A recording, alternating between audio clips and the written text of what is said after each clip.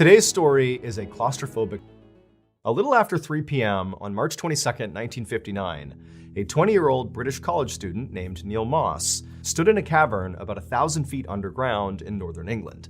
And as he stood there, he was staring with excitement into this dark hole right in front of him. The cavern that Neil was standing inside of was known as Peak Cavern, and it was one of the biggest and most twisting cave systems in the entire country. In fact, it was so big that at one point, an entire village of 30 rope makers lived inside of this cave. And then also, after those rope makers, the cave system became a hideout for criminals and thieves because there were so many secret passageways and basically places to hide inside of the system. So basically, Peak Cavern was a pretty famous place. And as a result, basically all of it had been mapped out or at least explored by scientists and spelunkers, except for this hole right in front of Neil. It was an entrance to a tunnel that nobody even knew about. Neil and the amateur exploration group that he was a part of had discovered this entryway about 2 weeks earlier. Now, neither Neil nor anybody else in this group had actually gone into this hole yet, and the reason for that was it was pretty dangerous. I mean, the opening to this tunnel was pretty small. It was 1.5 feet by 2 feet wide at the opening. And just looking down into it, I mean, it's a dark hole that you really can't tell how tight or how far it even goes. And so once you went inside of it, the deeper you got, the higher the risk of entrapment. And so whoever actually went into this hole really needed to be prepared. But Neil and the rest of his amateur exploration group really felt like it would be worth it to try to go down this tunnel. Not just because nobody had done it before, but specifically, they thought there was a chance that beyond this tunnel, basically deep underground, if you followed it long enough, it could lead to another big open chamber that nobody had found before. And those types of big open chambers, whoever finds them gets it named after them. And so Neil and his group were thinking, hey, if we find this big chamber, it'll be named after us. We'll be famous, at least in, spelunking circles. But they also understood that there might be nothing at the other end of this tunnel. It could just be a dead end. But the only way to know for sure would be if one of the members of this group went into the hole. Now, in addition to a fear of being trapped in the hole, there were other big issues with blindly crawling into a tunnel no one's been in before. Like, for example, there could be a sudden drop-off, or running water, or some other hazard that whoever went into the hole wouldn't know about until they were facing it. And so naturally, everybody in this group was excited about the hole, but also a little apprehensive about being the guinea pig to actually go into the hole. And so after the group had kind of stood around the hole for a minute, kind of talking through who was going to do it, Neil had finally courageously volunteered to be the guinea pig. He would go down. And in many ways, Neil was kind of like the perfect candidate for this job. He was smart, he was strong, and most importantly, he was thin, which meant he could navigate a really tight space. The only drawback to Neil was he was pretty tall. He was over 6 feet. And generally speaking, the best cavers in the world are very short and thin because it allows them to get into the smallest, tightest spaces underground. And so Neil, who was standing over the hole, began to mentally prepare himself for what he was about to do. He pulled out his flashlight and he shined it straight down into this hole, which again is a pretty narrow hole, and it basically went straight down. And as he was shining it, he saw about 12 feet down, the hole kind of turned and you couldn't see what was beyond it. And so Neil knew the only part of this trip he would know about is that first 12 feet. Once he made that turn, everything beyond that was totally unknown. Literally no one in the world knew what was beyond it. But Neil was about to find out.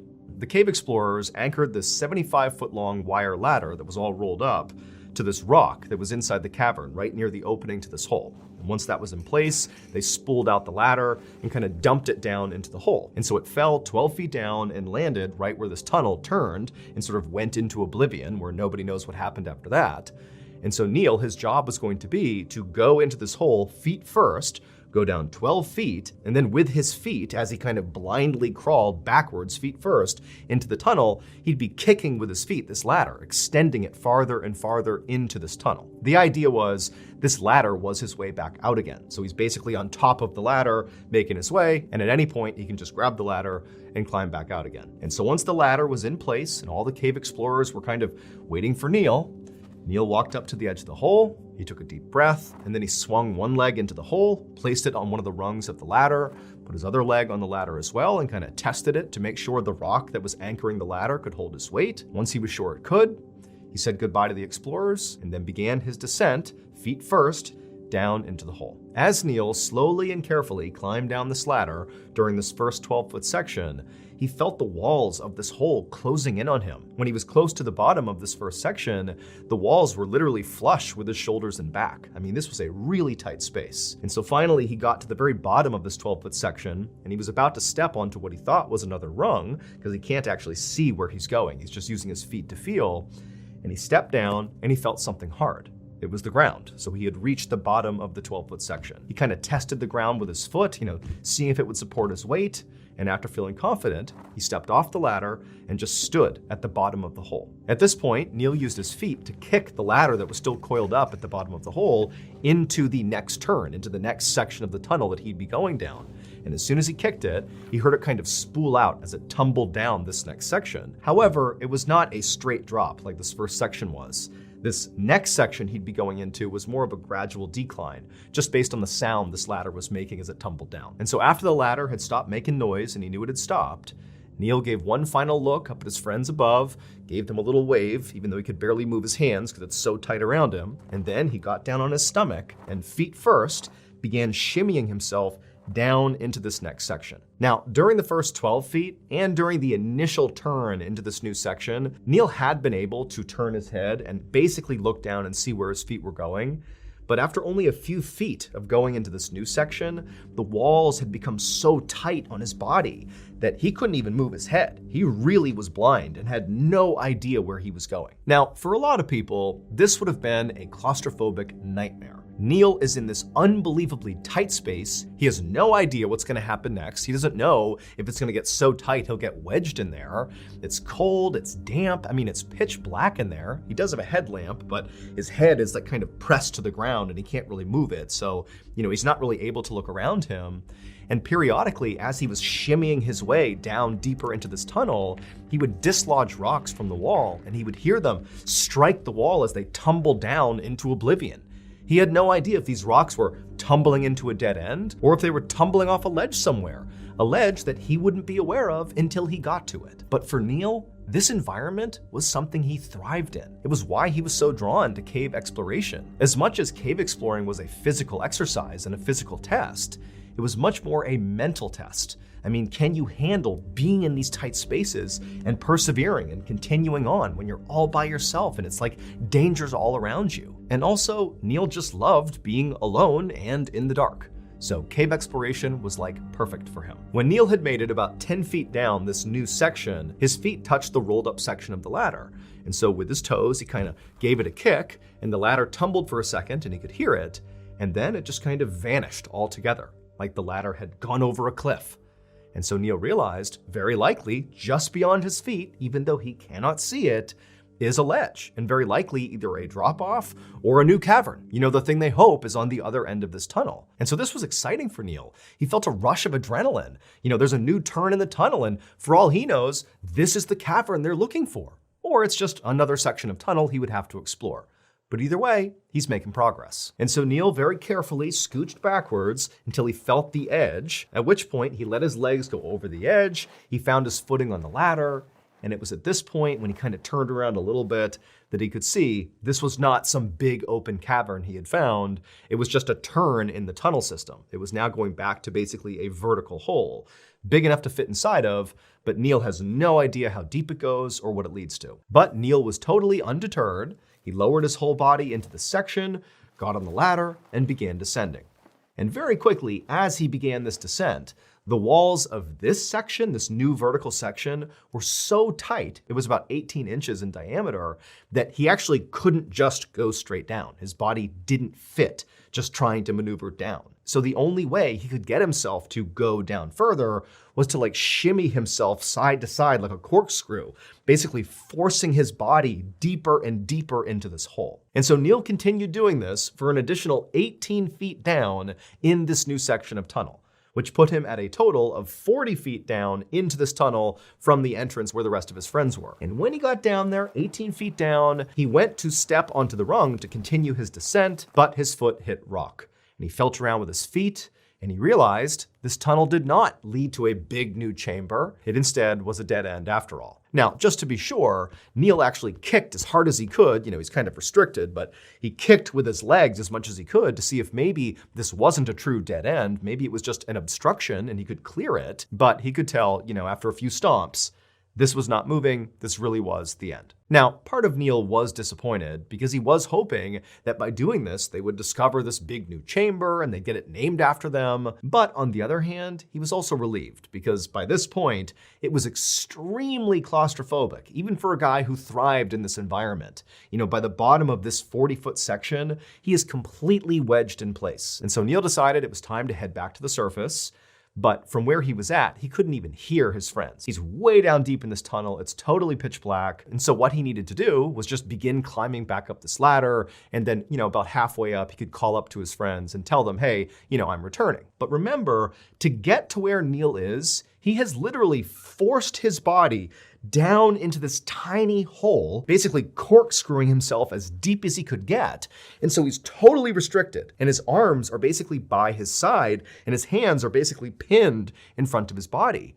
And so Neil tried to grab the ladder, which is literally pressed up against his chest, to begin the ascent.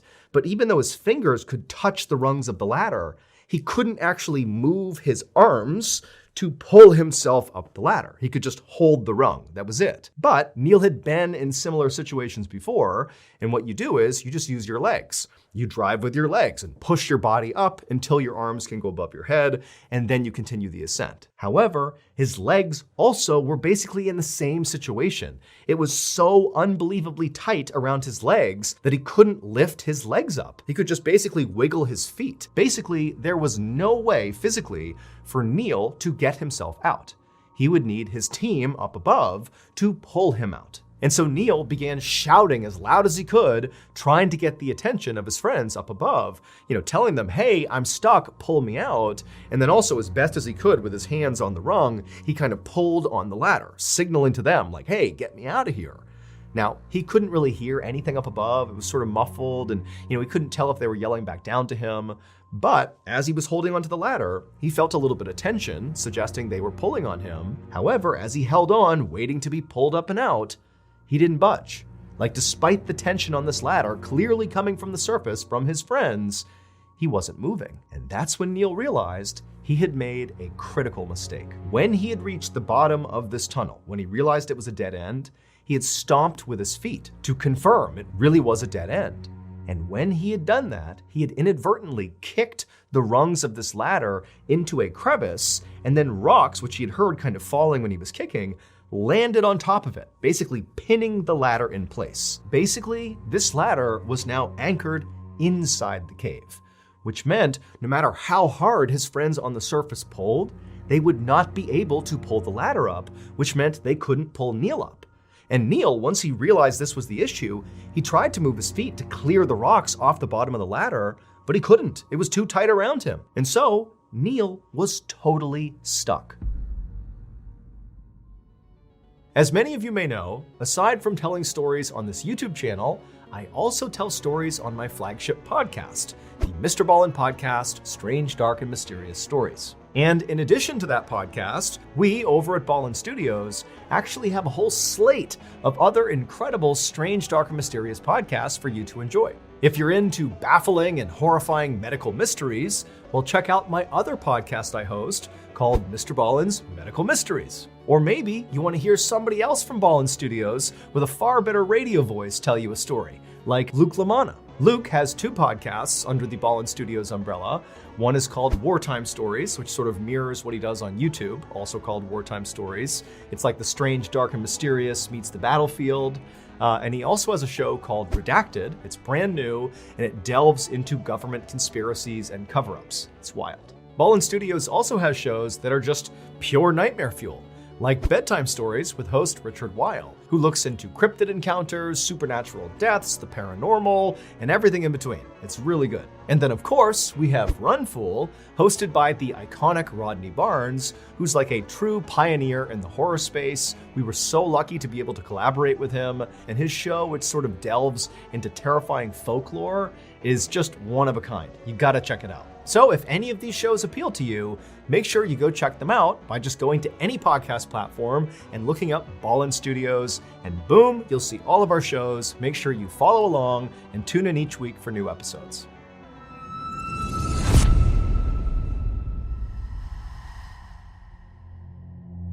The members of Neil's exploration group pretty much immediately realized this was a crisis, because not only was Neil stuck in this cave, but in these tight little tunnels underground, there's limited oxygen. So it's not just a matter of, we'll figure it out and get Neil out somehow.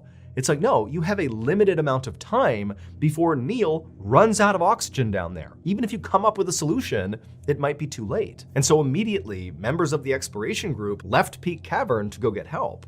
And before long, over 200 people had flooded the cavern, including a mountain rescue unit and a coal mining extraction team and a whole bunch of civilians who were all there to try to figure out how to get Neil out. Now, at first, Neil was very optimistic about his recovery. He could hear clearly all the commotion 40 feet above him.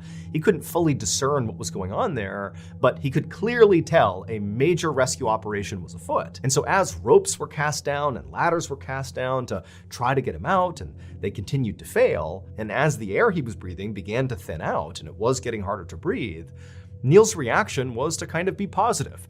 He actually began cracking jokes and calling up like, hey, how much longer do I have to wait down here? But as the minutes turned into hours and none of the efforts by any of the rescuers were working, Neil began to panic. His heart was racing, not only from his nerves, but also because he was running out of oxygen. He had begun to grit his teeth really hard to kind of control his fear, but he was really starting to lose it. At one point, the rescuers threw down an oxygen mask for him to breathe because it was clear the air was becoming a real issue.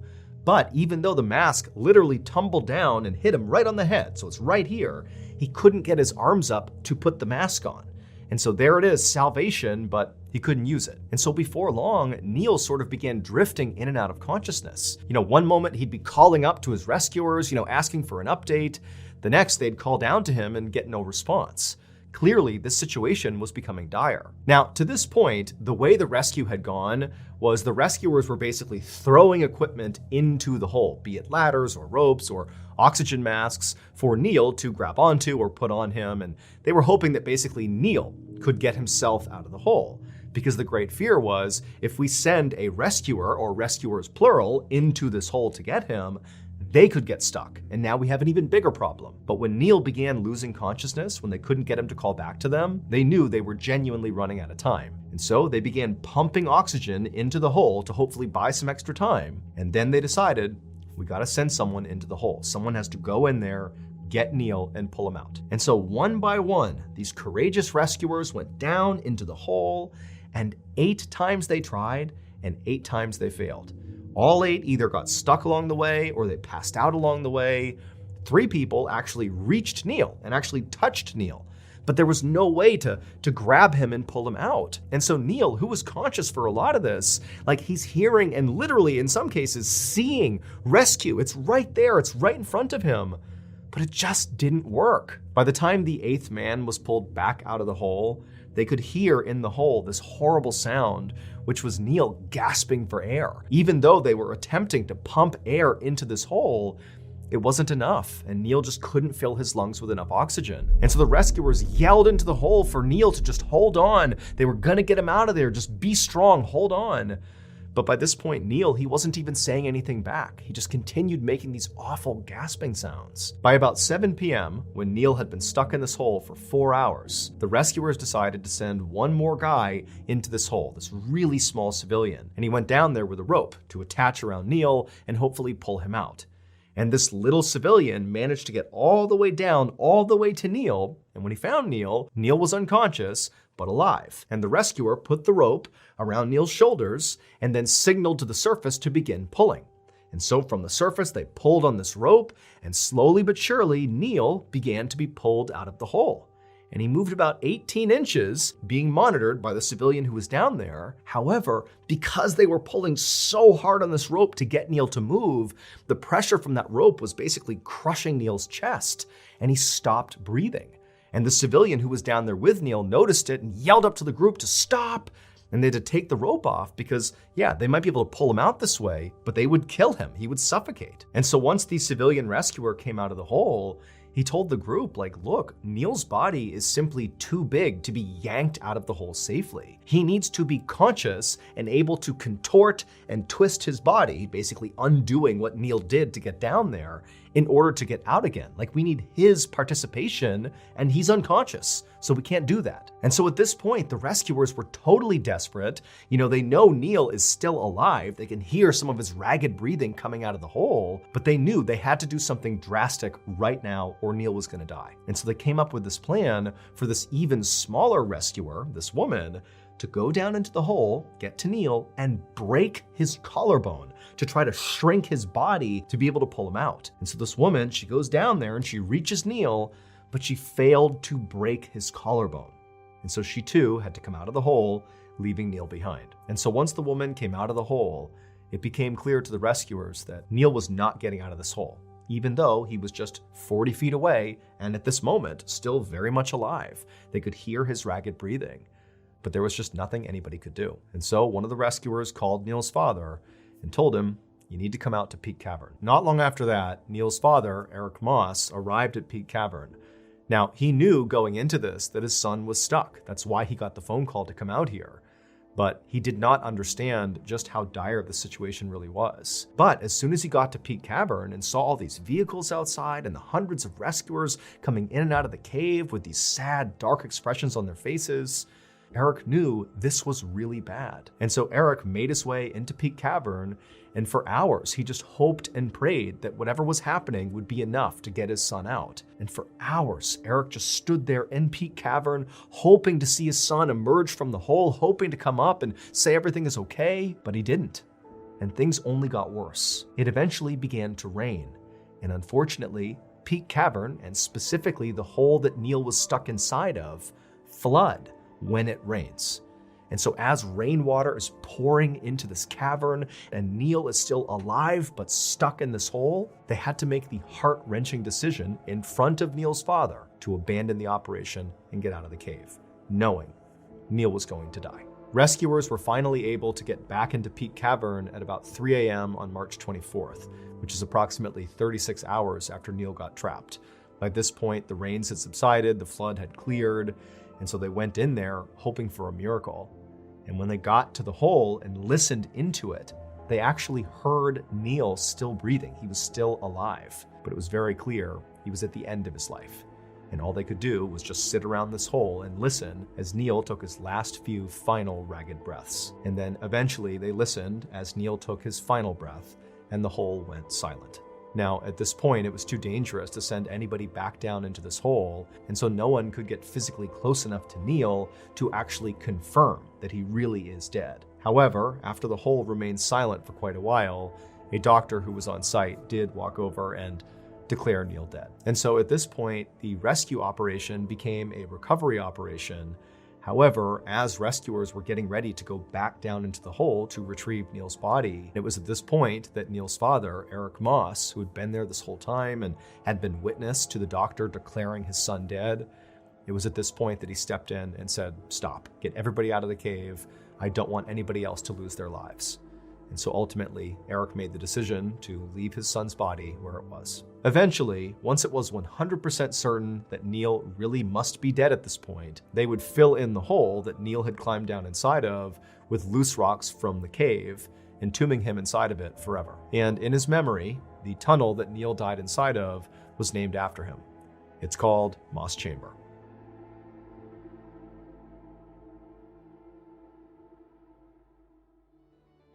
I'm about to play you a clip from one of our Ballin Studios podcasts called Wartime Stories. After you're done listening, be sure to check them out on any podcast platform and give them a follow. New episodes every Monday. Enjoy.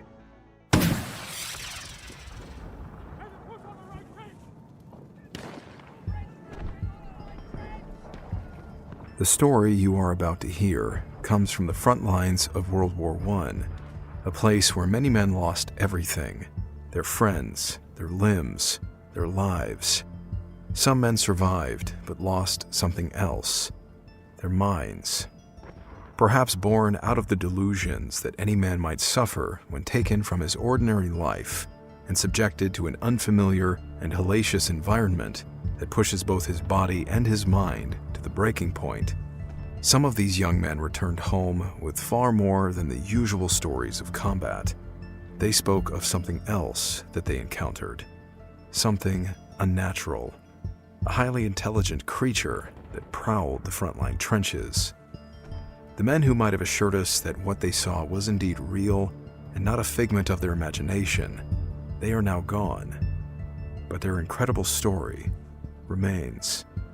The story of the Hound of Mons.